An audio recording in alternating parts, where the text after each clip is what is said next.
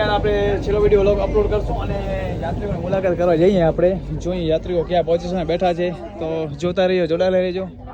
આપણે આપણા યાત્રીઓની મુલાકાત લેશું ટૂંક જ સમયમાં, તો જોડાયેલા રહેજો. પેલો સૌ પ્રથમ મારો શિષ્ય સામે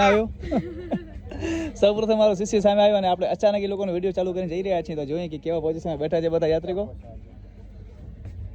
જોતા રહેજો, જોડાયેલા રહેજો. અને છેલ્લા દિવસે બધાને જય શ્રી કૃષ્ણ, હરે મહાદેવ. આપણે અચાનક પહોંચી ગયા છીએ, વિડીયો લઈને હુમલો કર્યો છે બધાને. બધા કેવા પોઝિશનમાં છે જોઈ લઈએ આપણે.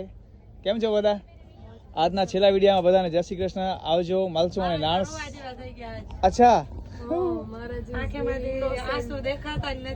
એટલે એનું કારણ શું? રોવાયા થવાનું કારણ શું?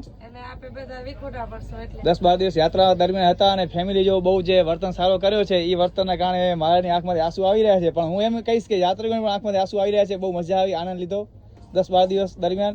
પણ હવે બહેનોને એમ થઈ રહ્યો છે કે ઘરે જશું, કપડાં ધોવા પડશે, વાસણ ધોવા પડશે, ઘરનું કામકાજ, અમારી જવાબદારી વધી જશે. પ્રાચીબેન, આજના છેલ્લા વિડીયોમાં કઈ જય શ્રી કૃષ્ણ ખાલી કહી દો, બીજો કઈ બોલો કે ના બોલો. હા, મારો શિષ્ય હેલો, આજે એક દિવસ તો કઈક બોલ વિડીયોમાં.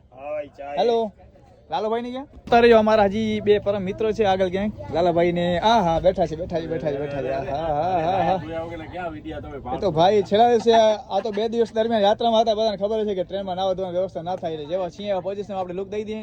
હરે મહાદેવ, જય શ્રી કૃષ્ણ. તો બધાને આજના છેલ્લા વિડીયોમાં આવજો.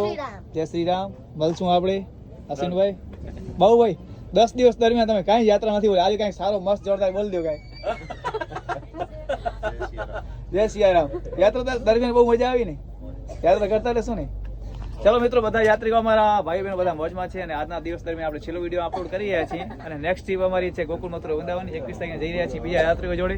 તો આ યાત્રિક જોડે અને આ પરિવાર સાથે બહુ મજા આવી, આનંદ આવ્યો અને ખૂબ જ પ્રેમ ભાવથી વર્તન કર્યો અને પરિવાર જેવો સંબંધ રાખ્યો અમારી સાથે. એમનો ખૂબ ખૂબ આભાર. જોતા રહેજો, જોડાયેલા રહેજો. આશાપુરા યાત્રા સાથે સપોર્ટ દેતા રહેજો.